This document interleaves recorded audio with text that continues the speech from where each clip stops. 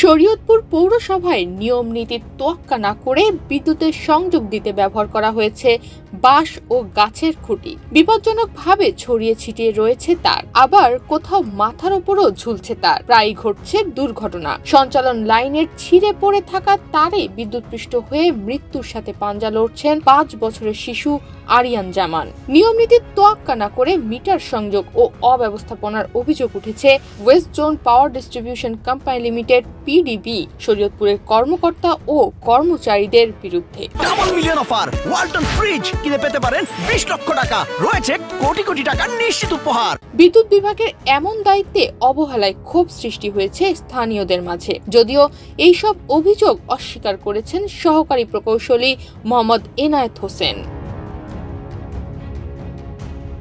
শরীয়তপুর পৌরসভার 1 নং ওয়ার্ডের পূর্ব পালং গ্রামের রোকনুজ্জামান পারভেজ ঢালির 5 বছরের শিশু সন্তান আরিয়ানুজ্জামান গত 29 সেপ্টেম্বর বাড়ির পাশের মাঠে খেলা করতে গিয়ে বিদ্যুৎস্পৃষ্টে গুরুতর আহত হন। বিদ্যুৎপৃষ্ট হয়ে পুড়ে গেছে শিশুটির এক পায়ের পুরো অংশ। বর্তমানে ঢাকা মেডিকেল কলেজ হাসপাতালের বার্ন ইউনিটে চিকিৎসাধীন শিশু আরিয়ান এখন জীবন মৃত্যুর সন্ধিক্ষণে। ভুক্তভোগী পরিবারের অভিযোগ, দীর্ঘ 1 বছর যাবৎ বিদ্যুতের সঞ্চালন লাইনের তার ছিঁড়ে পড়ে থাকলেও কোনো ব্যবস্থা নেয়নি বিদ্যুৎ বিভাগ। স্থানীয়রা বারবার বিদ্যুৎ বিভাগের কর্মকর্তাদের বিষয়টি অবগত করলেও আমলে নেননি তারা।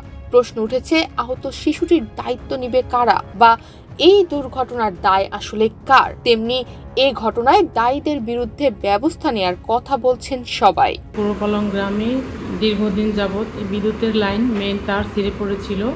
ওনাদের এলাকাবাসী ওনাদের একাধিকবার অবগত করছে, কিন্তু ওনারা এটা ঠিক করতে আসেনি। আজকে আমার ছেলে এখানে যে দুর্ঘটনার শিকার হয়েছে, আজকে 1.5 মাস যাবৎ আমি ঢাকা মেডিকেল কলেজের বার্ন ইউনিটে ভর্তি। আমার ছেলেকে নিয়ে, আমার ছেলের অবস্থা খুবই ঝুঁকিপূর্ণ। লাইন ছিঁড়ে যাওয়ার পরে আমি লাইন ঠিক করতে আসে, লাইন ধরে লাইন ছিঁড়ে গেছে, লাইন ঠিক করতে পারে আমি একজন কইছি, বড় ভাই আমাকে তার ছিঁড়ে পড়েছে, আপনি যাই লাইনটা দেন, তারটা সমস্ত কারেন্ট আছে, দেখুন আমরা পরে। স্থানীয়দের দাবি, দ্রুত ঝুঁকিপূর্ণ লাইন অপসারণ করে ঝুঁকিমুক্ত বিদ্যুৎ সরবরাহের ব্যবস্থা করা। 2 বছর ধরে তার এই জায়গায় পড়ে রয়েছে। তাদের আমি ফোন দিছি অনেকবার, প্রায় 10-15 বার ফোন দিছি। তারা বলতেছে আসতেছে ভাই, কিন্তু আজ পর্যন্ত আসে নাই। এদের এই মাঠে অনেক পোলাপান খেলে, তার দ্বারা আমি এই জন্য বলছিলাম যে আপনারা কাইটা দূর করে দিয়ে দেন। এরা আসে নাই। আজকে একটা পোলা অ্যাক্সিডেন্ট হয়েছে, তার এই হবা আসছে ঢাকা নেওয়ার পরে হাঁস খাইতে আয়সা দেখতেছে যে এখানে মানে দৌড়াইতেছে, দৌড়ান শুই না, সে বলতেছে যে তোকে ওইখানে ওই বাগানে কে যেন মানে কান্না করতেছে, কে যেন বস্তা বইরা তারপরে কে যেন মানুষ মাইরে ফালা খেয়ে গেছে।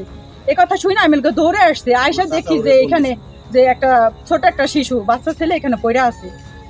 গত 2 বছর আগে জ্বরে তার ছিঁড়ে পড়ছে, তখন এই অফিসে ফোন দেওয়া হয়েছে যে আমরা তার ছিঁড়ে গেছে, মেন লাইন নাই ঠিক করেন। তারা অন্য জায়গায় ফোন দেন, আমরা তো এই তার ঠিক করি না, আমরা এমনি খাম্বায় ঠিক করি, অন্য জায়গায় ফোন দিয়ে আসে।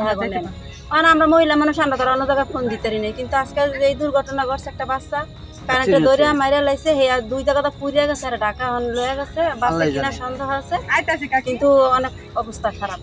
আমরা কি চাই, এই যে খবর দিচ্ছে রাখে নেই,